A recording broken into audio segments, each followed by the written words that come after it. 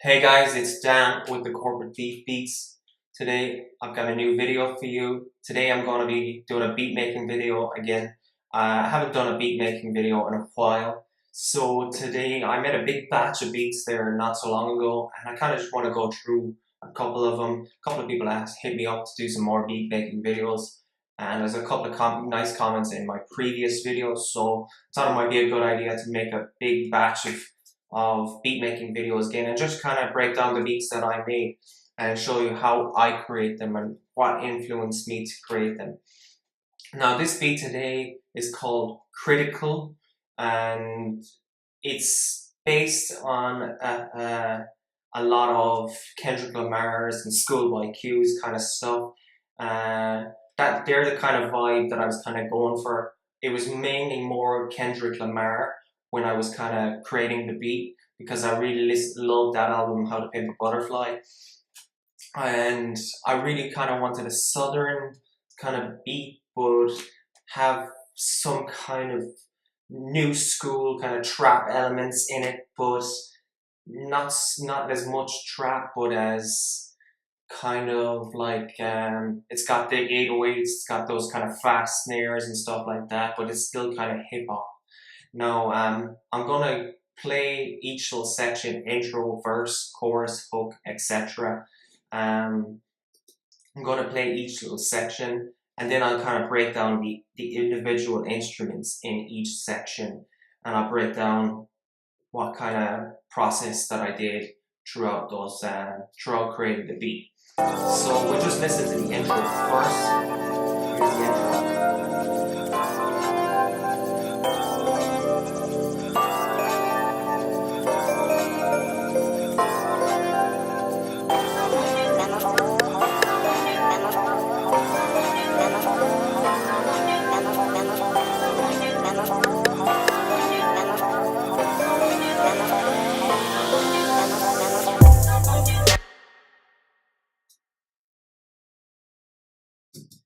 Okay, I'm just going to pause it right there, and we're going to look at the elements in the song. Okay, so that was the intro. Here is some of the instruments that are in it. So you can hear that it has a southern kind of vibe, but it's kind of got that old school hip hop because I've got a little tiny vocal sample in there, and I kind of chopped that up and just kind of played with it on the keyboards to get that kind of sound. So this is just an instrument in massive. This is called ambiguous. It's just a synthesizer. It's kind of a really lazy sound, but it has a dreamy kind of element to it. And a lot of Kendrick Lamar's songs, a lot of Schoolboy Q kind of have that laid back kind of smokers vibe to their beats. And that's the kind of vibe that I was trying to get with this sound.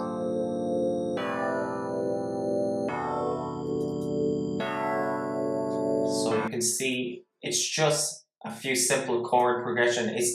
It's not anything crazy, and then I just kind of layer it with some other sounds, and I play around with the different octaves on it. So one might be on C3, another might be on C4. So we have another one called Dr. Vogel here. It's playing the same chord chords, and that's just background noise, kind of ambience. It's kind of keeping this track sound busy without kind of filling up too much space. See, I'm always worried when a rapper wants to rap on a beat. I really want them to shine, but they don't want kind of really quiet beats. They really want something that sounds a lot busy. So it's kind of a difficult process to find a lot of instruments, but kind of keep it kind of quiet at the same time. So that's the Dr. Vogel sound. It just sounds like birds and shuffling, really. But it's a nice little background ambience noise.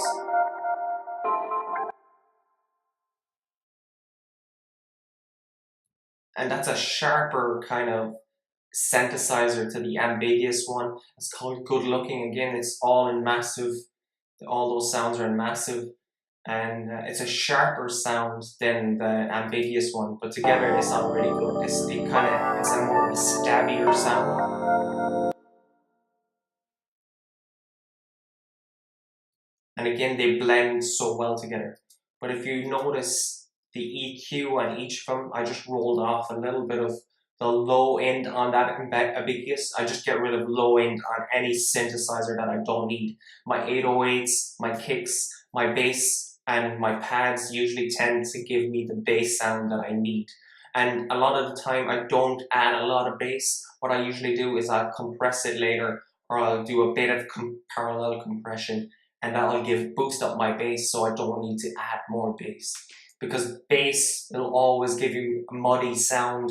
It will ruin the clarity in your track. So I roll off any kind of bass in most of the sounds, the synth sounds. But you can see in this good looking kind of synthesizer that I have, I tweaked it where I cut off a lot of the highs as well, because I felt they were interfering with some nicer kind of highs that I have on later.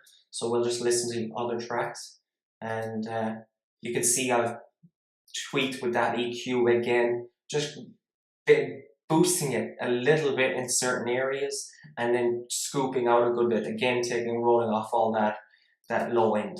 So here is the diagrammic synth.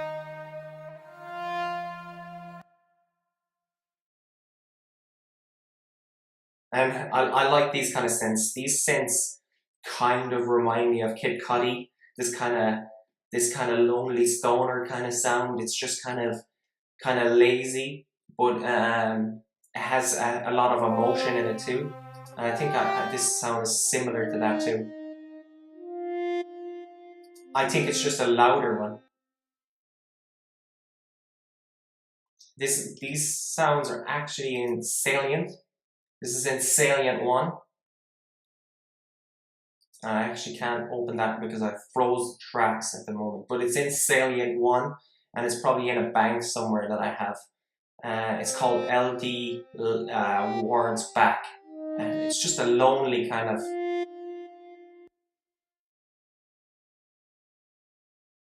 But altogether, all these sounds sound like one giant sound together.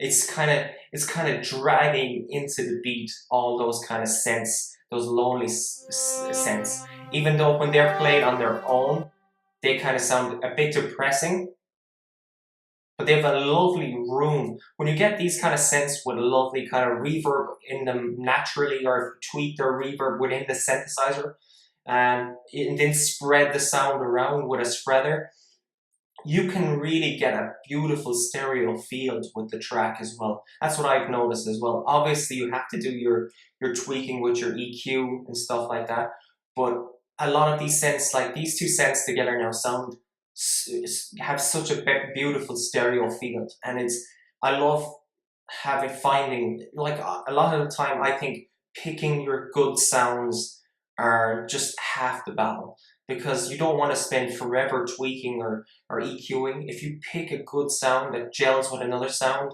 it's so much time saved when it comes to the mix.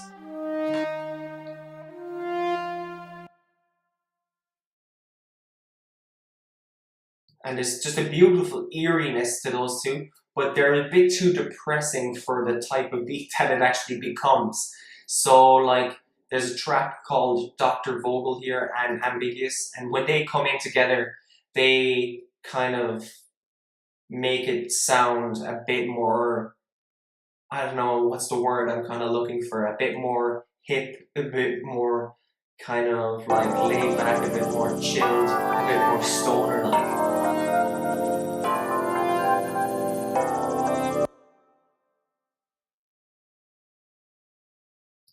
So all those three sounds really gel the start of the beat together. And then I bring in these two sounds here. I use these two sounds a lot, called Rash Devices and Morphins. They're in Salient, I think. Massive, and yeah, they're both in Massive. Obviously, you can see with the EQ, I've tinkered stuff again. I've scooped out some stuff here and there. I've cut off a load of of the low end, and that's in the same with morphins. I will leave stuff alone. I won't scoop out of everything. If it's not bothering me, I'll leave it alone. I usually roll off a lot of the low, and then I'll roll off a little bit in the middle, because I think around from 200k to 2k, around, or maybe 5k, little sections there, it's good to scoop out a little bit, because I like to leave that room there for the vocalist. So I will just scoop out a little bit without kind of screwing up the beat. So I just play that. I'll play that section 1 second now.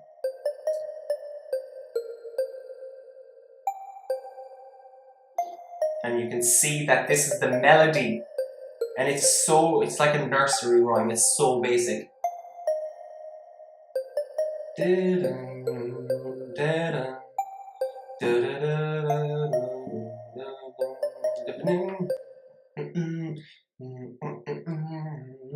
And it's so quiet, but it's got a nice reverb again. Again, it's picking those sounds, and when I mix it with the Rash devices, it's playing the same track there again. It's a bit more pitchy, and it's kind of just a bell sound, really.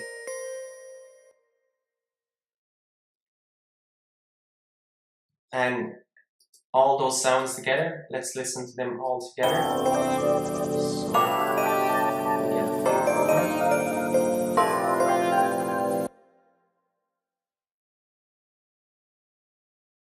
And they're just in the background, they're not really taken away from the beat. They're just a little melody in the background. I don't want really long kind of synths that kind of just overpower the singer. This is just some small ear candy in the background, kind of to fill the void while there's no, because I'll take out all these sounds during the verses. So that's when the rapper gets to say his thing.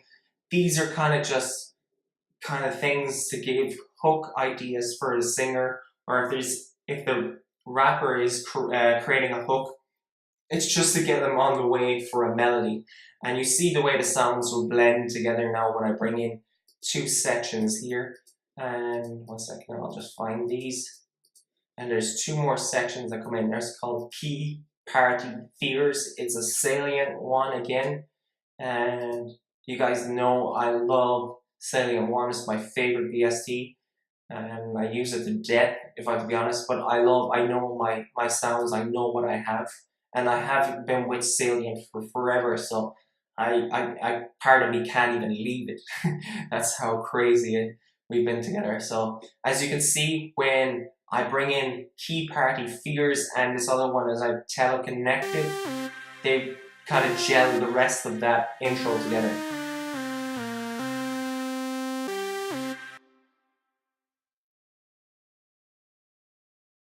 Now, you guys know that I don't like real noisy synths, because they just you spend forever trying to mix them. But in certain instances and in certain beats, noisy synths can really just be the perfect sound for that section of the song. It's like when you hear that kind of sine sound in Dr. Dre and Snoop Dogg's kind of beats and stuff like that, or those old West Coast songs, where you hear that really saw kind of sound, pitchy saw sound in it, and they just cut the beat open perfectly without kind of being too noisy or anything like that. And these 2 sounds are kind of justifying what I'm just doing there. It's kind of putting a little bit of a West Coast vibe into kind of a modern kind of hip hop beat. And we'll just play the Key Party Fears. And that's kind of just a pad sound.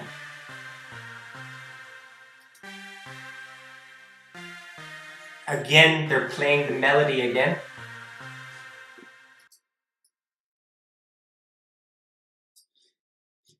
And next one is the Teleconnected, and that's the sine kind of saw piercing sound.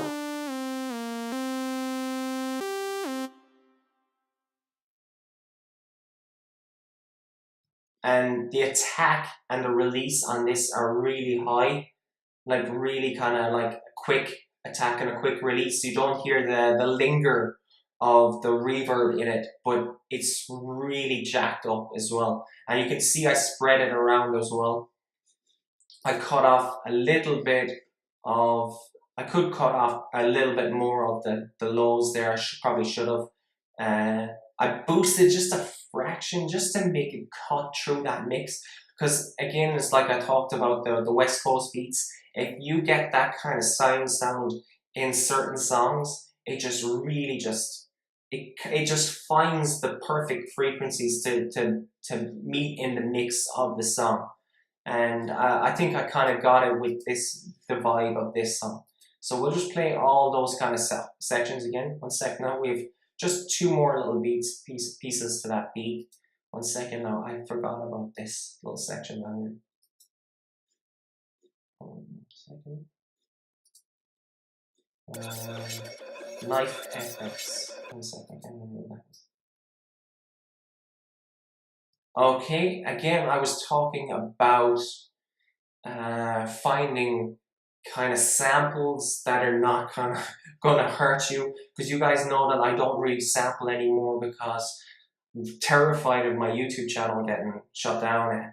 I almost lost it, but that's another debate another day. So I'm always kind of just finding samples that I'm allowed to use, or buying sample packs and stuff that I'm allowed to use that are royalty free, and then kind of bending them and tweaking them to my own liking, or finding sounds within Logic and bending them to my own way.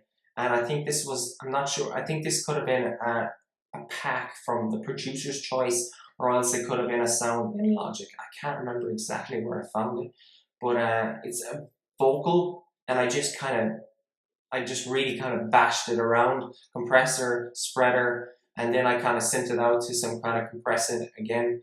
And I think I reversed the sample as well in the ESX. That's why it sounds like this. It's probably just a vocal of someone saying something, but the sound that it ends up with, it sounds like someone scratching 2 knives together. But it kind of adds an effect in the song. Like a lot of the time, these sounds that you add into the mix kind of become effects without being a kind of a melody or a chord progression. Like I'm just pressing 1 note here, but this kind of effect is going on in the background. And obviously I spread it pretty wide, and I cut off a lot of the low end as well from 500 hertz downwards. I really cut a lot of that out, because I just don't need that kind of sound. But you can hear what it sounds like in it. And on its own, it just sounds like a horrible sound. But I don't know, when you kind of just tinker with these kind of effects, you really get like some good kind of background noise that will kind of cover up the quietness and the dead kind of sound to the track. And I kind of put in some vocal effects as well.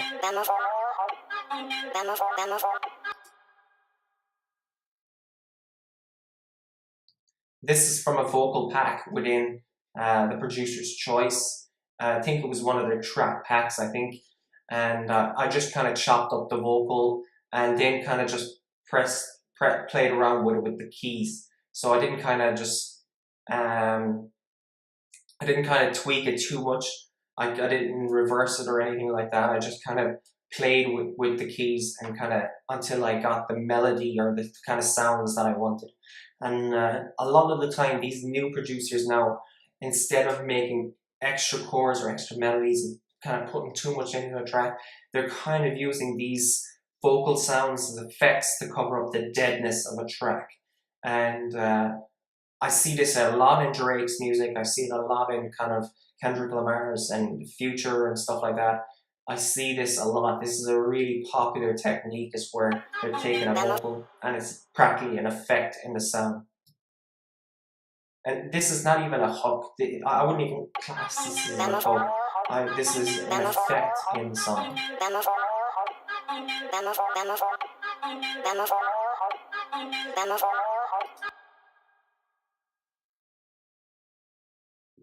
And you can hear the kind of hip hop kind of vibe to that as well. Obviously, I've got a little rim shot as well.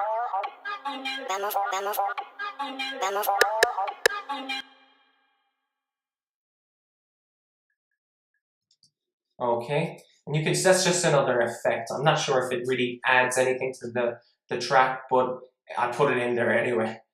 Sometimes you kind of question some things that you do when you come back to a beat later. And obviously I have this effect because I felt that there was nothing pulling the beat into the verse. So I put these kind of whoosh effects, and these are kind of pop tricks that I kind of do a lot. You might hear me stop the music and have 2 claps, or you might hear me stop it and have land on the snare, or you might hear me change the drums up where the kicks keep playing and the snare is missing, or I might do a little fill, stuff like that, or just little pop tricks that I do from time to time. And you can, if you hear my beats, you'll hear similar tricks in all those beats.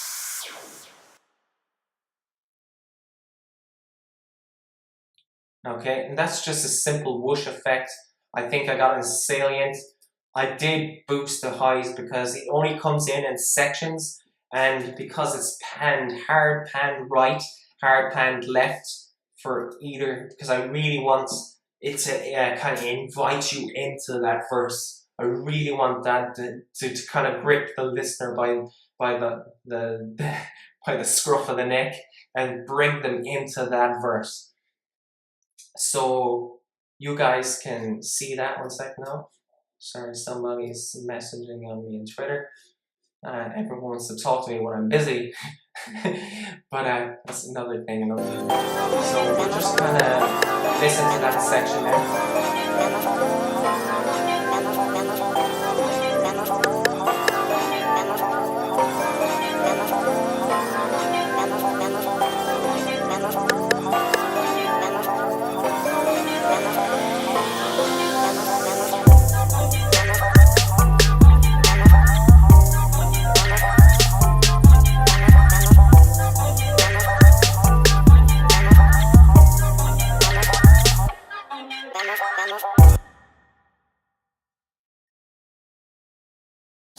And you can hear my little trick there where I pulled out all the percussion and then brought them back into the percussion again. We'll get to that section in a second. So now, guys, we're on the verse, and there isn't really much difference in the instrumentation. I took out a lot of what's in the intro because it's going to come back into the core of the chorus.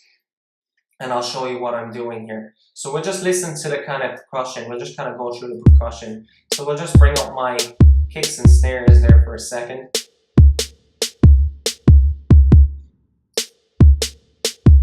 And we'll just take a look at my kick.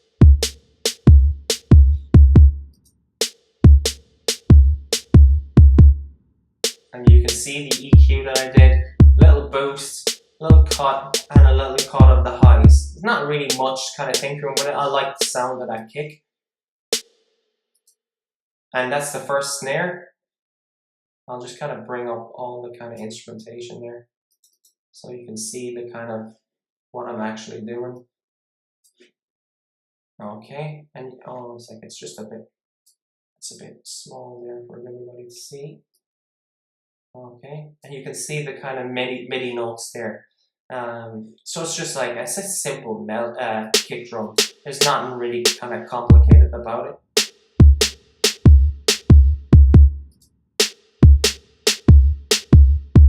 And it just kind of sounds boring there. Obviously the reverb on the snare is keeping everything interesting. But when you bring in the whole lot of that kind of verse percussion, it starts to get interesting. I think it's the way that the percussion plays off the instrumentation that I created that gives it this kind of whole kind of vibe. Because you heard it there when it pulled you into the verse, that it sounded interesting. But when you hear it kind of just on its own, it's kind of boring.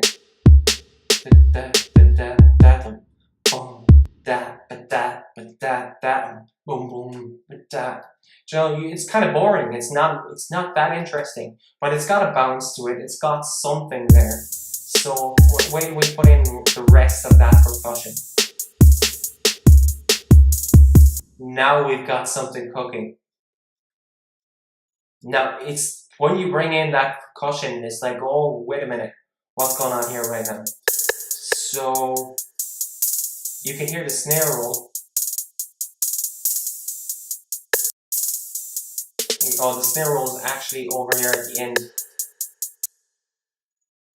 and it only comes in sections, and it's all those percussive instruments that just give it so much movement. And I played with the pans and stuff like that, and where they are in the mix. It's probably with the spreader that I've done it with, because I just get a good wide stereo feel with the spreader rather than the pan. Sometimes the pan doesn't give me where I want them to sit. A lot of the time, even though all my drums are electronic, I made them all from MIDI notes and from playing them on the keyboard, I still want them to feel like a drummer played them. So you might hear a hi-hat on one side and stuff like that, and you might hear different rolls coming in from a different section. So you can still feel like they're spaced out where like a drum would be.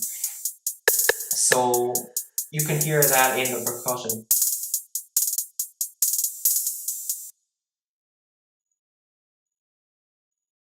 And it's just playing, because I'm listening to this right now on my headphones because I'm recording my voice and I don't want it to feed back into the microphone. But I'm recording my voice, so I don't want to feed it.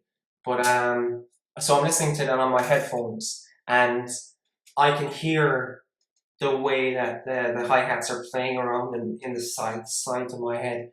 And it's a nice feeling to get when you're listening to it in a beat. And if I'm listening to it on the speakers, you can feel it too when they're pointed a certain way. The hi-hats, you can see the pattern that it's playing. Very basic, but they're nice clean hi-hats. You can see the sound that I've got with them there. I've cut off loads. Like I've only left practically from 5k upwards, boosted a fraction. And then the hi-hats too, they just kind of are just little rolls. And the way I do those rolls is, let's see if I can remember how I do those.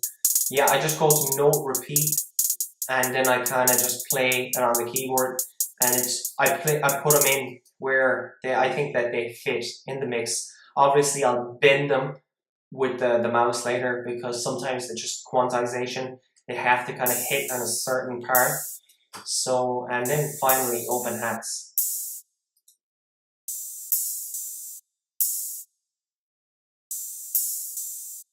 And they're just I'm just kind of playing around with them as well. It's not really kind of great sounding about them, but you can see that where I boosted a little bit of, above 10k, I kind of boosted a little bit. I kind of left it where it was. If I to be honest, I don't think there was anything, but at the time I probably did. And then obviously the more modern sound is that 808 bass line. So this is probably one of the most important parts of the song, because I think it's this bounce of this 808 kick that kind of just brings everything together. So you can hear the bass.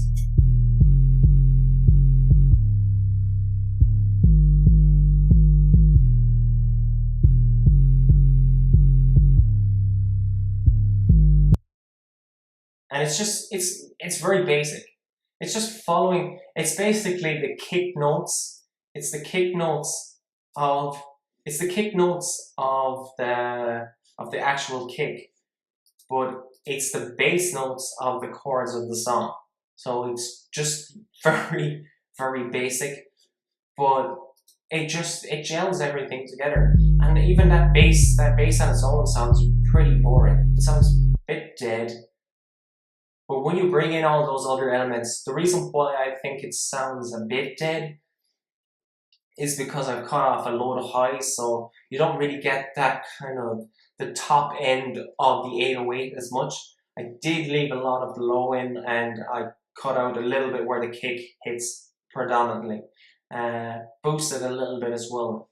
And I didn't really play around with it too much because I like the sound of that 808 and I didn't want to bend it too much. Obviously, I've done some more kind of compression and stuff like that afterwards. It's been bussed out and etc. But 1 second, we'll just hide this window. I'll just bring in all the sounds there so you can hear that kind of first section until the bridge.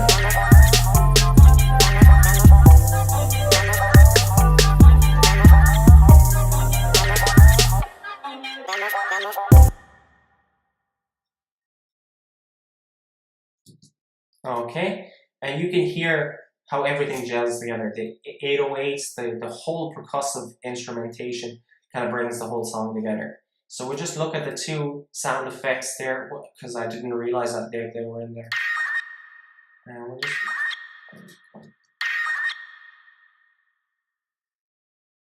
And again, I think they're the same effects that I found in that vocal pack, and as you can see, I've compressed them and I boosted them really high in certain areas to kind of get the effect that I was looking for.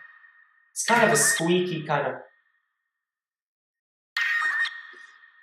It's kind of a squeaky kind of sound that you might hear in a kind of like someone playing like an old school hip hop DJ scratching.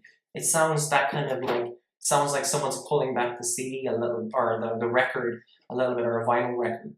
And it just kind of plays off the kick, it plays off the snare, plays off the percussion elements of the song, and it gives another effect. It's like, it's trying to make songs with effects without kind of putting in too much melody and stuff like that, and just kind of find pockets and ways to kind of make the song keep the interest for the listener.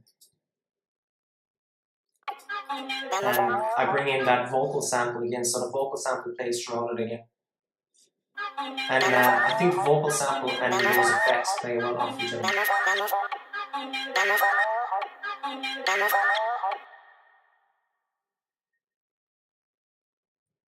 It doesn't sound great there, it sounds a bit too quick, but when you have the drums in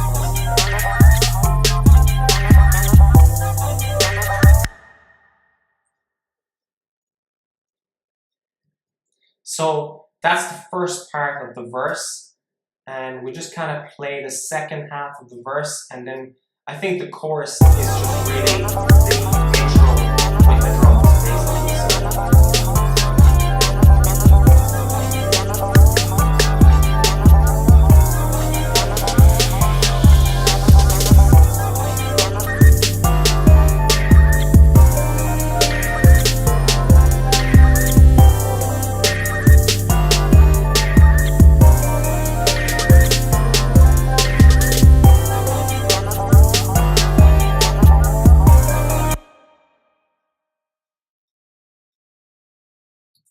And like, I've kind of really covered a lot of the areas of that song, and so just kind of just wrapping it up because I don't want this video to go on forever.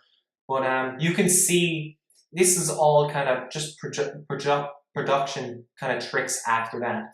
Like, the crux of the beat is in the first verse and the intro, really, and then it's kind of just dropping things in and out. As you can see, like with the first part of the verse, I've kind of pulled out those kind of 2 sections there, and then I've kind of brought stuff back in again. So it's like these 3 elements are these 3 elements are brought back in for this 8 bars here. So it's these ones we're missing, and it just sounds quiet without them. So, and I've done my kind of little tricks there where I've cut the music and just left that kind of vocal sample play on its own. It's just a kind of production trick. You probably just have to develop these and you go for it.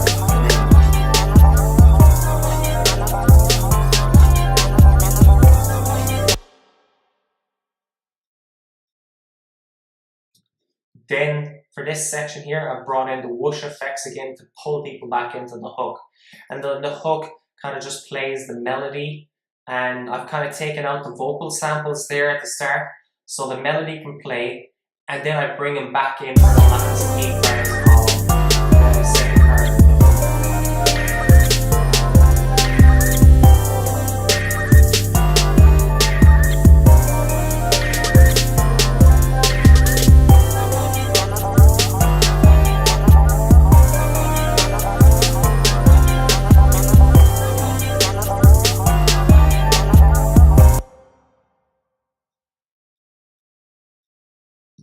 And it's that's really the hook of the song, that kind of teleconnected sound. That's really the hook of the song. That's just really the melody of it, like.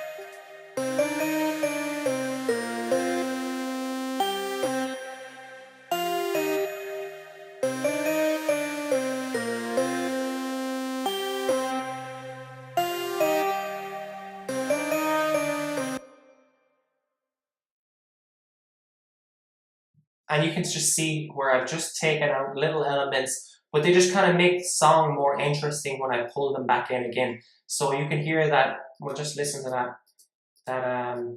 that vocal sample on its own. You listen to those 2 vocal samples in that.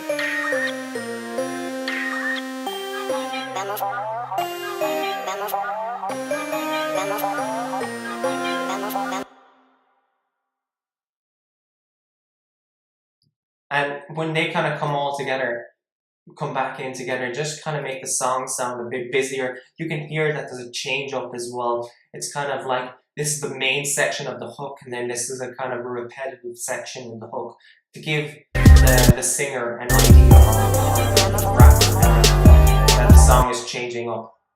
And then it just goes back into verse.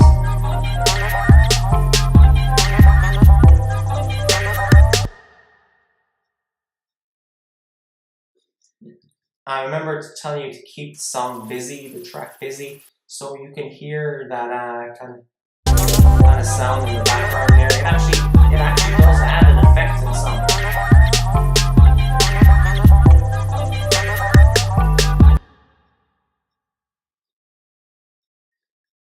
Without kind of sounding stupid, it actually sounds on its own. It sounds like a stupid effect, but like together, it just really it keeps the song busy, because the rapper is kind of rapping at this section here. And so you don't want the song to sound too dead. You kind of want the song to keep driving, but you don't want to kind of interrupt him as well, or her. And it's a good idea to kind of play with kind of samples and stuff, and just kind of keep the track busy. So obviously you can hear there's a little bridge here. So I'm kind of tricking the listener here. They think they're going into the hook here. They're not. They're actually just going into what's in the middle 8, but it's not really a middle 8. All it is just like the same sounds again, but I've pulled the drums, and then I've kind of added drums, and I've added kind of samples here or samples here and there.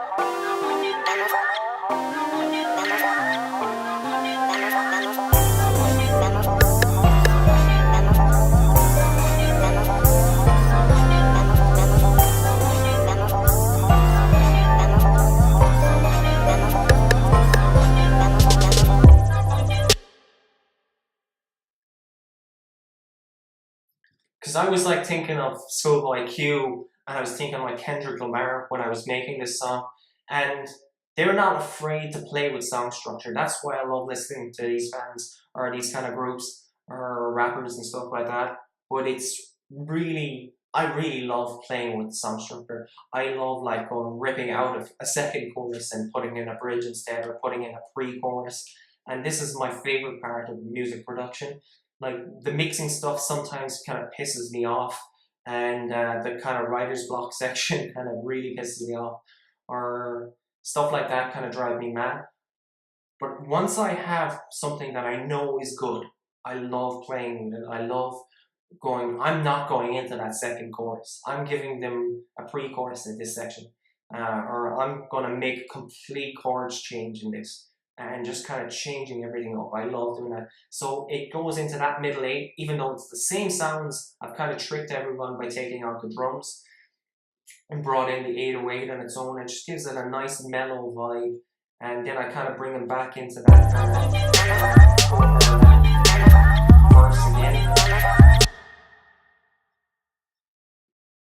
And it's just another verse for me.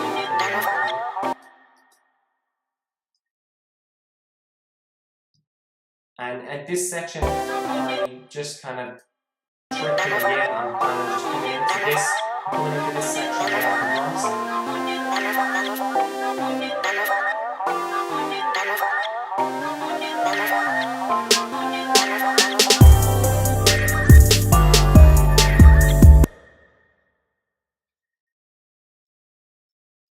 And you can see how that pulled you back into the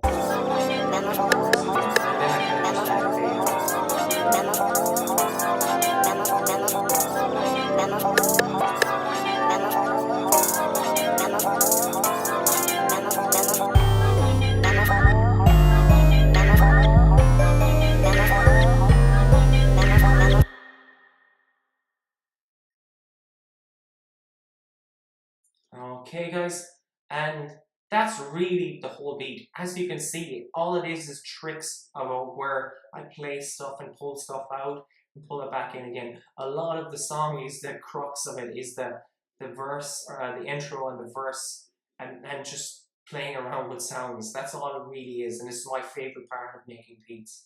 And I hope you like this one. This song is called Critical.